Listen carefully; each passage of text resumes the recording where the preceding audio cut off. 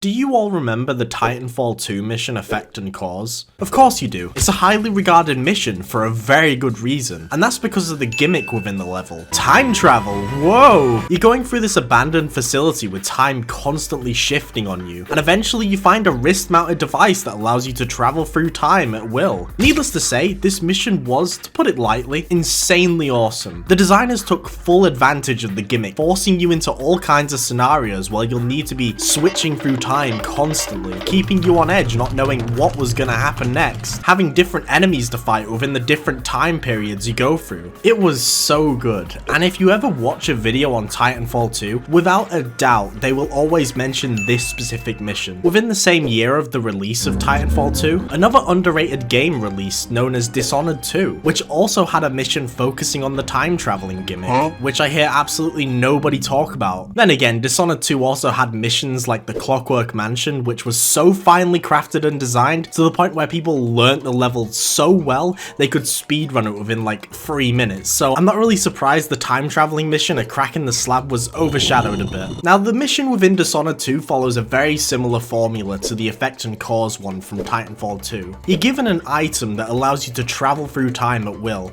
The difference with Dishonored 2 is you can see the different time periods through the device before you travel, helping you do things like sneak past guards or just fuck with them. Because I mean, this is a Dishonored game after all. It's within that genre that I'm not gonna say because it upsets people for whatever reason. So the level designs are absolutely peak here, and you can do so much within the level. This seamless time travel was way ahead of its time. It's actually a gimmick the PS5 tried to brag about with its SSD, showcasing it in games like Ratchet & Clank Rift Apart with the dimensional travel on the go. Sure, it was seamless, but I mean, this shit was already done on the console generation before it, making the PlayStation 5 even more obsolete. Why do I even own you? The whole seamless time traveling gimmick was actually done a generation before the PlayStation 4 and Xbox One era, with a specific game. A game that was actually published by Activision and was ultimately forgotten due to its turbulent development cycle and the fact it was rushed out. Oh, and I mean it was released in the same year as, let me see here, Halo Reach, Red Dead Redemption, Fallout New Vegas, Mass Effect 2?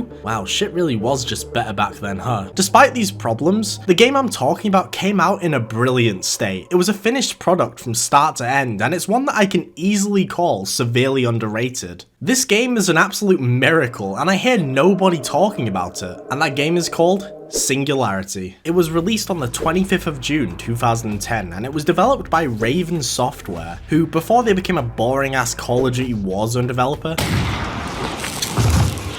actually made their own games, and they were really good. A year prior to the release of Singularity, they developed Wolfenstein 2009. I'm not gonna go near that one just yet though, because I really need a break from that goddamn series for now. Singularity is a linear first-person shooter that takes place on a Russian island known as Katorga 12, which means labor camp in Russian. Not very subtle with that one, Stalin, you big goof. During its concepting stage, Singularity was heavily inspired by the Cold War era of history, and memories of the directors themselves exploring abandoned buildings, wondering what happened within the areas. They had an ambitious idea, wanting the game to be focused around time travel, but this ambition caused many issues. The game was in a rough state for quite a while due to technical limitations. It wasn't able to run on a high-end PC, never mind the PS3 and the Xbox 360, and Activision were on the verge of cancelling the project altogether because of these issues. Thankfully they didn't, surprisingly. Activision showed a bit of mercy somehow and decided to give Raven an ultimatum. They had to ship Singularity within a strict time frame, that time frame being 10 months, which sounds like a lot of time, but for game development, that is literally nothing, especially for such an ambitious project like Singularity. Despite all odds though, Raven Software succeeded. They had to make a lot of cuts, scrap a lot of ideas, but they still ended up creating an awesome product that is looked back on very fondly. It wasn't a happy ending for Raven at the time though. Singularity was a financial flop when it first came out. The only fan of the game was a guy named Andrew0451 who made the Singularity rap, which is just just... Singularity, singularity,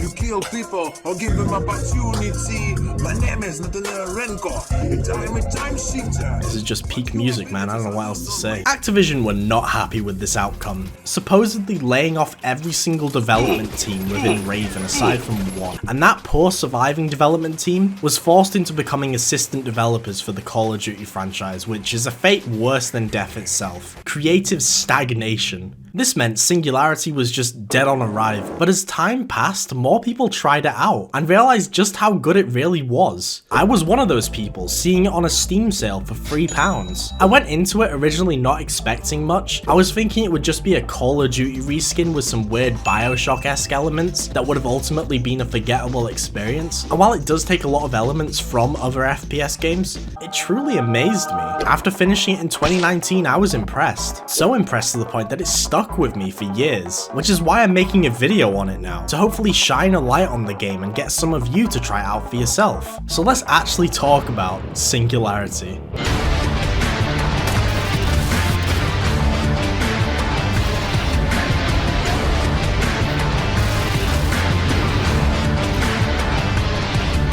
Singularity is literally the Titanfall 2 and Dishonored 2 missions that I talked about earlier, but as an entire game. Yet despite this, the gimmick of time travel never outstayed its welcome, and I was actually craving more of it by the end. The game takes place within two different time periods. One is taking place in quote-unquote modern times, that time being when it was released, 2010, which was 14 years ago. Jesus Christ. The other time period is in 1955 during the Cold War era. Within Singularity, you play as a fella known as Captain Nathaniel Renko, and you've been sent to Katorga 12 to investigate some strange electromagnetic surges. I would tell you what one of them are if I knew, but I got a D in science, so I couldn't even tell you if I tried. All you need to know is these surges are dangerous. They are what cause the time travel anomalies, as well as just destroying shit that gets in the way. Like the helicopter you're coming in on. There's a few of these blasts in the game, and whenever they happen, they are definitely the biggest highlights when it comes to set pieces, because they send you back in time seamlessly. And if it wasn't for the rushed development, I feel like there would have been way more of these with a much higher quality. The entire story revolves around time traveling, which is pretty obvious, but it also tackles a lot of time manipulation due to your actions within the past. There's actually a whole reason as to why the game even happens at the start that I'll get to later, you know, just stick around for that. Speaking of time travel though, I can't not talk about the whole unique gameplay element of Singularity. The time manipulation device, which is like shown on all of the marketing and like covers of the game. It's also known as the TMD, which is what I'm going to be referring to it. This little arm-mounted device is one of the most destructive and powerful things, especially the more you upgrade it throughout the game. It's also where the Bioshock comparison comes from, because, you know, it's a weird hand-shooty thing on your left hand. The TMD can do many things, ranging from use within combat to solving puzzles and even repairing or destroying objects. The TMD also lets you pick up objects and throw them, similar to the gravity gun in Half-Life 2. It's very useful for picking up explosive barrels, especially if an enemy has thrown one at you. Nothing feels better than catching that shit mid-air and just throwing it back. This is frequently used for puzzle solving too, picking up boxes to jump on them, but the gimmick being you can actually age these objects you pick up. A common puzzle found within the game is aging a box to flatten it, propping it under a door, then re-aging it, causing it to lift up the door, which was a puzzle that genuinely impressed me. It really made me think outside the box. You get it? Now, of course, we can't talk about an FPS game without talking about the gunplay, and it's definitely a mixed bag in that department, I'm not gonna lie. For starters, there are just some weapons that are just objectively better than others, which wouldn't be too much of an issue with a weapon wheel giving you access to every weapon, but Singularity takes a stupid-ass Call of Duty approach and limits your weapon count to 2, which makes even less sense considering you can upgrade every single one of these weapons even though there's only any point in sticking to 2 of them. And there are some weapons that are just blatantly better than others that you're gonna end up sticking with. The pistol you get at the start of the game, which is objectively the weakest weapon, isn't even a sidearm that you always have in case of an emergency. It instead takes up an entire slot, and you're never gonna want to use this thing because, my god, it has the impact of a wet tissue slapping against a wall.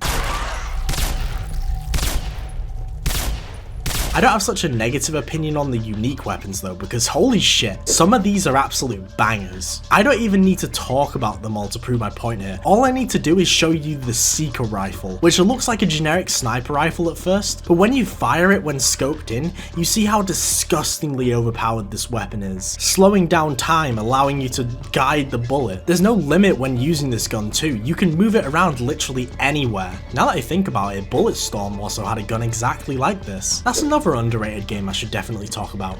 Make sure to leave a like and subscribe if that's something you want to see in the future, maybe, I don't know. Anyway, now it's time to go through the game together, analysing everything from the story to the gameplay elements. It's why I haven't said much about the story yet, I was saving it for now. If you haven't played the game, I highly recommend checking it out for yourself because I'm going to be spoiling literally everything from here on out. If you're just curious about the game now and don't want to play it for yourself, then get comfy. Maybe make yourself a Sneak Energy, affiliate link down below, and enjoy Singularity.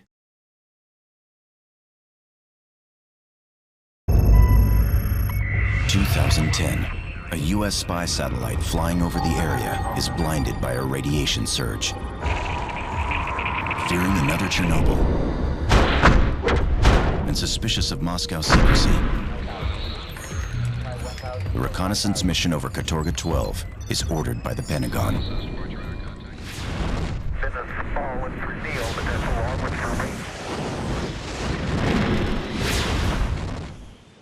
You start the game on a helicopter, heading towards a mysterious island. You're playing as a guy called Nathaniel Renko, an elite special forces soldier who has been sent to investigate bizarre radiation emissions coming from the specific island you're heading towards. You're accompanied by James Devlin, who I'm going to be referring to as Nathan Drake from here on out, because he shares the same voice actor, Nolan North, and he's literally just doing the exact same voice here. Brass must be scared shitless if they're willing to risk an international incident sending us in. During the helicopter ride, a random EMP knocks the helicopter down out of the sky, causing it to crash land on the island. Why am I not dead? Thankfully though, we survived because Renko made sure to deck himself out in plot armor this morning. Obviously the island we crash landed on is Katorga 12, and it's been completely abandoned, left to rot in ruins. We don't begin this action-packed first-person shooter with a gun in our hand like the beginning of most FPS games. No, instead we have this slow build-up with a rich, thick horror atmosphere making us feel completely isolated. Well, we feel that way until we hear some radio chatter and hear good old Nathan Drake's voice, letting us know he survived the crash too. This is Devlin 4-1. We were hit, goddammit, I repeat, we were hit. So our main objective right now is to regroup with him. Before we can though, we stumble upon this building within the island, where we're greeted with a giant statue of Stalin's head. Next to his head is a projector, which teaches us a bit about what the point of the island was for. During the Cold War, the Russians found a special element called E99, which can only be found on this island, Katorga 12. People within Russia were told to move here because of the element being able to be used for stuff like medicine and other useful things. It was mainly used for weaponry though, to help assist them with the war. Obviously shit didn't go too well for them because I mean, just look at this place. It looks like Birmingham on a good day. We explore a bit more and hear another message from Nathan Drake telling anyone who is alive and hearing this to meet at the radio tower to regroup. By some miracle, you're alive and hearing this. Rally at the base of the radio tower we passed over before we got bounced. So we make haste, but on our way we're hit with another EMP.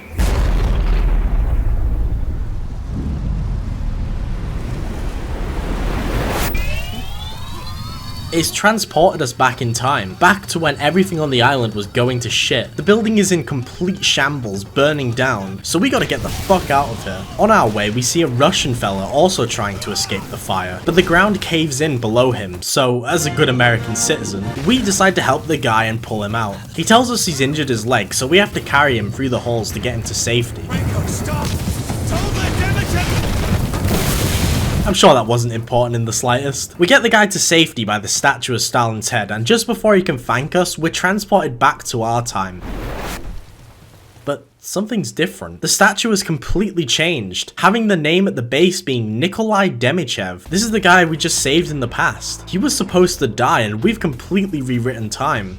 Surely nothing too bad has happened, right? Hopefully we just replaced an incompetent shitty Russian with another copy and pasted shitty incompetent Russian. We don't think too much about it and progress through the island. Now this section is one of my favourite parts of Singularity. It is such a strong opening. It has us trudging through the abandoned streets of Katorga 12 with rain pouring down on us. This section alone is when I knew I was playing a great game. Just the atmosphere, it hits so hard. I loved the feeling of isolation, with a side of constant paranoia of feeling watched constantly, with the only sound effect accompanying us being the rain and the wind. That is, until we get another transmission from Nathan Drake, panicking at the fact no one is responding to him. Titan 1 actual. Copy. For fuck's sake, someone copy back! He doesn't know everyone else has died in the crash, but we survived. We need to get to him and tell him we're alive. We have to get to the radio tower. On the way, we go into an abandoned house.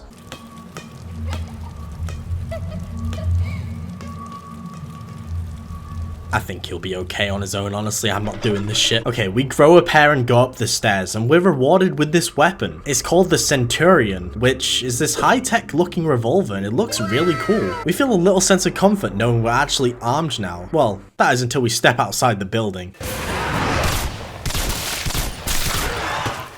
The comfort is instantly gone after we learn that this revolver is basically a pea shooter, and the island is swarming with mutants. I know I shat on this revolver earlier in the video, and yeah, it is crap, but it being bad really enhances this section of Singularity. Enemies feel far more threatening, taking up a lot of ammo just to take one of them down. This alongside the thick, ominous atmosphere makes Singularity feel like a survival horror game, which gets even worse by the fact our next location to get through is an abandoned school, which is always one of the creepiest sections in any game, and Singularity is no exception. The school is a hostile area. It's littered with mutants wanting to rip your head off, but we hold our ground with our shitty little revolver and actually end up arming ourselves with an assault rifle, which is like 20 times better. Eventually we find Nathan Drake also holding out against mutants, and those mutants become our problem too as they break through the windows trying to get at us. We help him out and he's quite happy to see us. If you hadn't come along, I'd be dead. But we don't stand around to have a natter. We need to get out of here, and as soon as we step out, we are met with a sight of a giant beam shooting into the sky. Pretty sure a massive pillar of energy shooting into the sky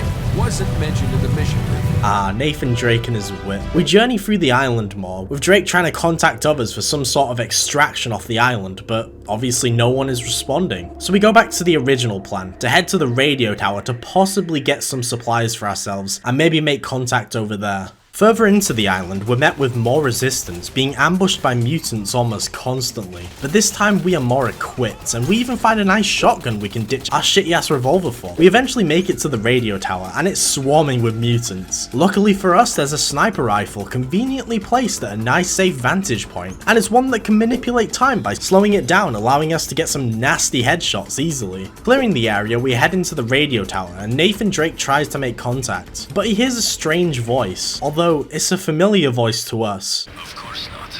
This place has been abandoned for nearly 50 years. At least, it was supposed to be. Who the hell is this? Before we can process what was just said, we get ambushed by soldiers, and we have to hold our ground. Eventually we try and escape, but we don't get too far. Surprise, motherfucker! When we wake back up, we see an imposing figure walk in standing above us, and he calls us by name. Captain Reko. This is Demichev, the man we saved in the fire back in the 1950s, the man whose statue replaced Stalin's. So Drake demands to talk to someone with his embassy, but then Demichev says this. I think you'll find that impossible for a number of reasons. Our embassy, right now! Guess there'll be no more Uncharted games from here on. Demichev then questions us, asking how we haven't aged a bit in 50 years, and then says it's because of the TMD pointing a gun at our head, demanding us to tell him where it is. Before he can do anything, gunshots rain down at Demichev, allowing us to get up and run, with a woman named Catherine on the radio guiding us where to go to avoid being killed. We eventually meet up with her, and she tells us we must have a lot of questions, but there's no time, because there's hundreds of Russian soldiers swarming in on our position. She also hands us the goddamn fucking revolver again. I don't want this shit. Give me a good weapon! Once we escape, there's a conveniently placed laptop that answers all of our questions that Catherine shows us, which is an obvious sign of the tight time constraints during development. Anyway, this is what was on the laptop. In the 1950s, a military research base was built on the island of Katorga 12. To this day, the government denies its existence. That is a lie. According to top-secret documents we've uncovered, the base was the site of research involving the mineral E99. The E99 research program was headed by two men. Dr. Viktor Barasov, a top researcher in the field of quantum physics. He didn't live to see the outcome of his work. Reports say he was killed in an unexplained laboratory accident. This man stepped in to lead the program after Barasov's death. He went on to lead Russia in a war for world domination. A war won using superpowered weaponry developed at Katorga 12. Today, we know him as Chancellor Nikolai Demichev, leader of the world government. The events surrounding Demichev's rise to power are still a mystery. Our organization is in possession of a journal that claims Demichev is a fraud. It raises many questions about Katorga 12. What happened there to put Chancellor Demichev in power? What could have caused so much destruction and taken so many lives? Evidence points to this structure on Katorga 12, the Singularity. What is the Singularity? The journal claims one man will lead us to the answers. His name is Captain Nathaniel Renko. It is our mission to locate Captain Renko and help him achieve his goal. We are Mere 12. We will reveal the truth. I do really wish a lot of these reveals were drip fed to us throughout the game rather than it all being dumped on us, but we don't live in a world where the true version of Singularity was made. Anyway, we're told to head to the lab of the deceased Dr. Barasov, and Catherine leaves us to accomplish this goal, hoping we're the one who's gonna solve everything because a stupid ass book said so. So it's like fate or some shit, I don't know, putting a lot of trust into a guy named Nathaniel. On our way there, we swim into a building filled with corpses strung about everywhere.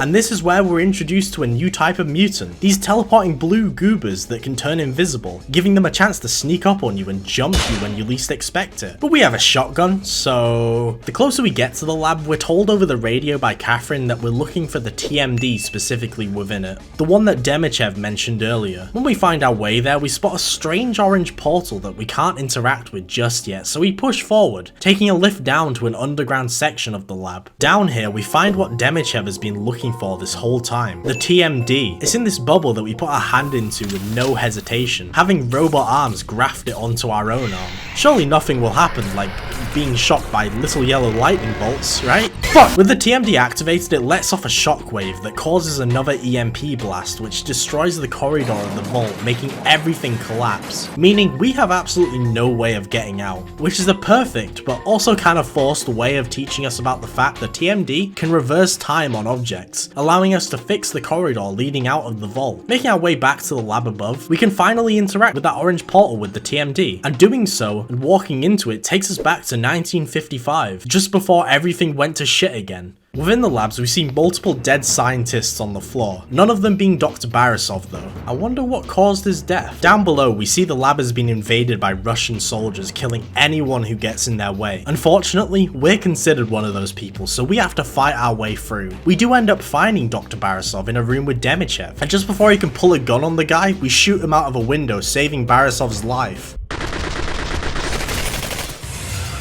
Somehow Demichev survives this, by the way. I'm not entirely sure how. The guy probably is also wearing that fancy plot armor we have on. Barasov instantly recognizes the TMD device on our arm, and he tells us to follow him. So we escort him back to his lab, where he opens up a safe and hands us a secret weapon. That weapon being the motherfucking Seeker rifle. Hell yeah! Once we kill 3/4 of the Russian population by committing war crimes, we go to a more secure section of the lab, where there's another portal we can open with the TMD. Barasov tells us to go through, and that he'll meet us in the tower nearby. Going through the portal, we're met with a TV with a message Barasov is broadcasting to us, telling us he's sent a friend to meet us to assist us in getting to him in the tower. We don't get to meet this friend until we fight our way further through the island by ourselves with our new TMD to try out. We also get an upgrade for it that allows us to pick up objects, which is perfect for the upcoming boss fight, who is just a big ass version of the blue teleporting fellas. The main gimmick of the fight is picking up the barrels thrown at us in midair and throwing them back with the TMD. It's not an amazing boss fight, but it does its job at helping us master a new mechanic with the TMD. After we defeat the fella, we finally get to meet this friend Barasov sent, and it's Catherine? You know what? Best not to think about it right now, my head is hurting. We need to get to that tower, and we do so by fighting our way through even more mutants. And there's this little section near the end where we need to wait for a lift to come down, as we hold out electrifying fences as the blue fellas try and climb it. Once we get up to the tower, Borisov is happy to see us, and he drops another lore dump with a projector, so I'll just let it play out again. From the moment I invented the TMD, Demichev wanted it. He demanded I hand it over for him to use in his research. When I refused, he had me and everyone else who wouldn't cooperate labeled as traitors. If it weren't for you, I would have been killed along with everyone else. Demichev was obsessed with the power and possibilities of the Singularity, but a few months after it came online, there was a terrible accident. The Singularity exploded, killing thousands instantly. But they were the lucky ones. Those who survived were left to a fate worse than death.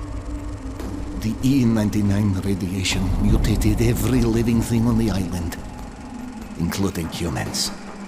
The island was quarantined and abandoned, but not before E99 had been effectively mass-produced and implemented in everything from microwaves and vehicles to weapons more powerful than America's atomic bomb. On the heels of this success, Demichev was able to quickly rise through the party ranks, preaching all the while that Russia had a technological advantage it must use quickly and ruthlessly. And Premier Khrushchev agreed. Russia launched a preemptive strike against the United States, devastating its entire east coast with a single E99 bomb. Simultaneous attacks were also launched across Europe. Germany, France, Great Britain. None could stand against the E99 weapons of the USSR's troops. Within 6 months, the entire world was under Khrushchev's control.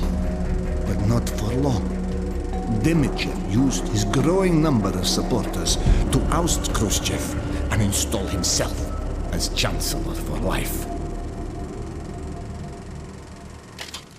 You know what? That explains a lot. Again, it's one of those situations where I wish it was drip-fed to us throughout the game. The game has an insanely interesting story that is brought down by the lack of time to fully flesh it out. With what they had though, I think they did okay. With everyone together, Borisov explains that we need to acquire an E99 bomb at the docks, and that it'll fix everything somehow. So we head towards the docks, and to do so, we have to go through the sewers. And by we, I mean just you, that they don't come with you.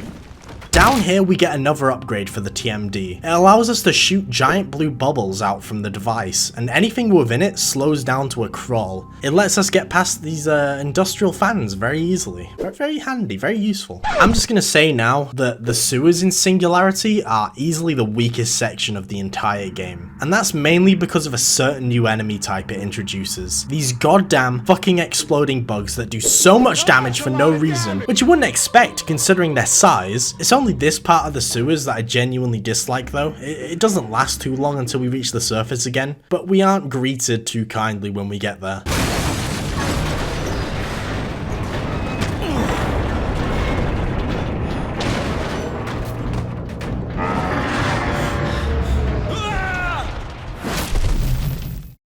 We wake up to Borisov shouting at us. He tells us to come up to where he is in the control tower because he wants to discuss more things. All the while Catherine is supposedly distracting Demichev's men, which gives us time to have a little natter. Borisov tells us we need to get to the other side of the tracks to get on a train that will take us straight to the docks to get the E99 bomb. But before we can discuss further, Demichev's men start to swarm in and we take care of them. Now unlike the sewers beforehand, the rest of this mission is awesome, completely making up for the bug-infested shit show beforehand. The start has us riding the crane with a conveniently placed time manipulating sniper rifle, helping us thin the herd of soldiers one at a time with nasty ass headshots. Unfortunately, the way ahead along the railing is completely blocked off, so we have to take a detour through buildings. We trudge through more of the sewers, this time being a far better shit-soaked experience than before. And we eventually find Catherine, but she's not too happy to see us, because she then proceeds to hide in a wall to avoid us.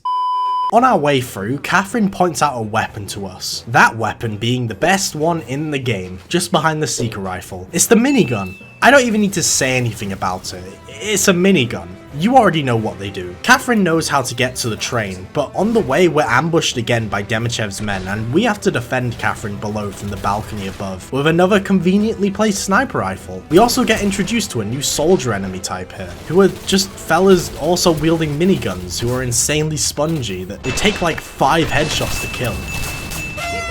Once we take care of the soldiers, we head down to regroup with Catherine, but as we open the doors, we hear her being taken by Demichev's men. We have to go after her and rescue her, and we blast our way through everything with our new minigun while doing so, not letting any of these fuckers stand in our way. Eventually we get to Catherine and we save her by doing a Call of Duty style slow motion door breach. With Catherine saved, we can finally make our way to the train, but unluckily for us, the train is completely busted. Thankfully, there's a device on there that enhances the power of the TMD, but it isn't currently active, so we send Catherine up there to fix it as we defend her with another seeker rifle. Oh yeah! Once that's taken care of, we use the device to enhance the TMD's time repair power and we fix the train. It should be smooth sailing from here on out, right?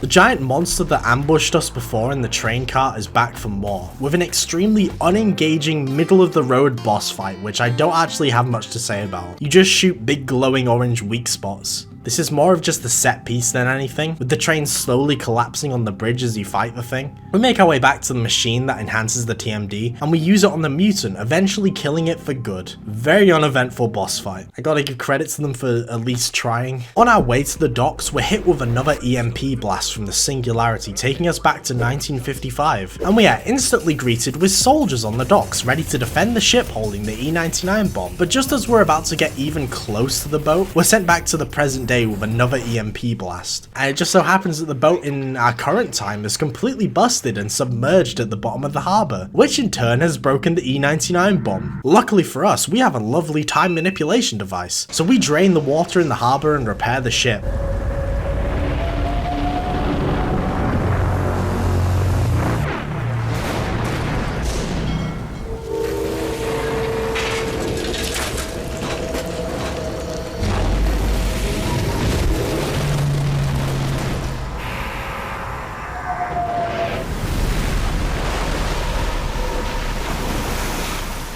But because it's such a big object and the TMD isn't quite strong enough, there's only a limited time where the ship stays repaired before it breaks back down to its present day state. Now this mission is just downright incredible. Running through the ship, you see everything slowly start to degrade as it starts slipping and sinking further into the harbour with you still inside it. I have no idea how Raven managed to pull this off, but it's awesome regardless. Within the ship we find the E-99 bomb at the bottom of the deck, but we do actually end up running out of time as the ship degrades fully, sinking into the harbour with us still inside. And we have to swim back out of it with a limited amount of oxygen, creating an insane amount of tension for us. Luckily for us, Barisov was waiting at the surface ready to pull us out with the bomb intact. Mission accomplished, hell yeah. Now, unfortunately, it wasn't all smooth sailings. Catherine was actually assisting us on the ship the whole time, distracting Demichev's men, giving us just enough time to get the bomb without drowning. Unfortunately though, we're told by Barisov that Catherine didn't make it out of the ship as it sank, so it's safe to assume she's dead. Rest in peace, I guess. From here on out, the goal within the game is to make it to the Singularity and to charge and arm the E-99 bomb from inside it. On our way there, we get introduced to a few new mutants and a new grenade launcher, which I don't think anyone uses apart from this section you get it in, because it just completely sucks. Eventually we make it to the Singularity Tower. Unluckily for us though, we need an activation code to charge the E-99 bomb, and since the place is completely in ruins, we need to find a rift portal and travel back to the 1950s to get it. As we do so, we see the lab just before they're about to be destroyed in the Singularity. We actually get recognized by one of the scientists too, referring to us as the assassin here to kill Demichev. So there are soldiers scattered around absolutely everywhere. Fighting our way through, we get the activation code and we charge the E-99 bomb. We head back through the rift just as the lab is about to be completely destroyed, and we're greeted by this. Our immense amount of killing and destruction within the lab has caused the ruined area to change visually. Not entirely sure why, but it looks cool regardless, and it's a nice little detail. Now all that's left to do is for us to get to the top of the Singularity Tower and arm the E-99 bomb. As we head up there, time seems to completely break down, with soldiers from the 1950s being brought into the present day. Within the tower we get one final upgrade for our TMD, and it is the best upgrade. It literally just turns it into a high-five shotgun. I don't even need to explain what I mean, I just need to show you. Once we get to the top of the tower, we use our TMD to travel back to 1955, and we arm the E-99 bomb, and it explodes just as we get taken back to the present.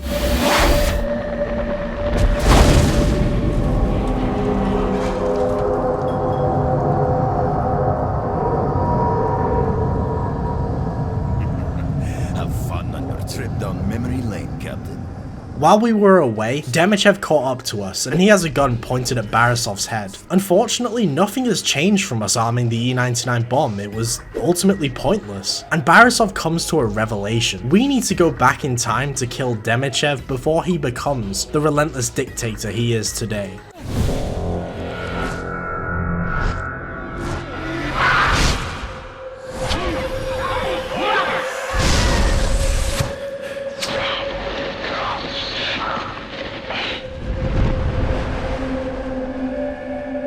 What you changed, and he's what you have to change back. You cannot let Demichev live.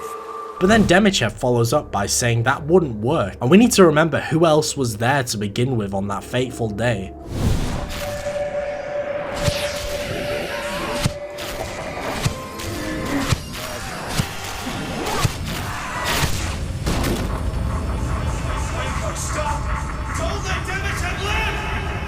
Turns out the man in the fire within the first EMP blast was us trying to warn ourselves about Demichev, which in turn makes us the anomaly that caused all of this, meaning we're the one who needs to be stopped. So we go back to that spot, and instead of trying to warn us, we decide to take matters into our own hands to stop this.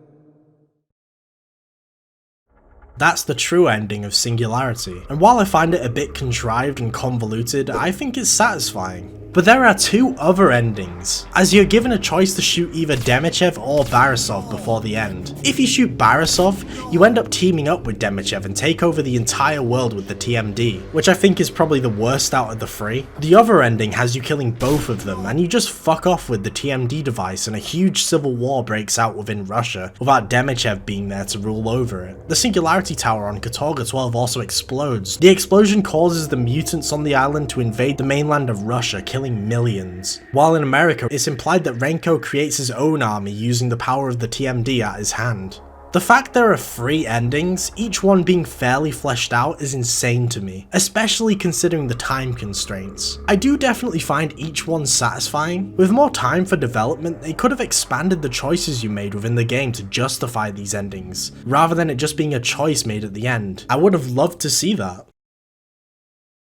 Singularity is a very underrated classic, and it's a shame that it could have been so much better than it already is. It's kind of ironic considering the fact the game's about time, and the developers didn't have enough time to fully flesh it out. The chances of us ever getting a sequel to the game is literally impossible. It's never gonna happen. For how the game ended, I don't think there'd even really need to be a sequel for it, but I would love to see a remake in the future where Raven gets to truly put in what they envisioned for the game, and completely flesh it out. I hope you enjoyed the video, and I hope to cover more underrated games like this in the future. If you did enjoy it, make sure to leave a like and comment down below what you thought. Thank you all so much for watching, and I hope to see you all in the next one.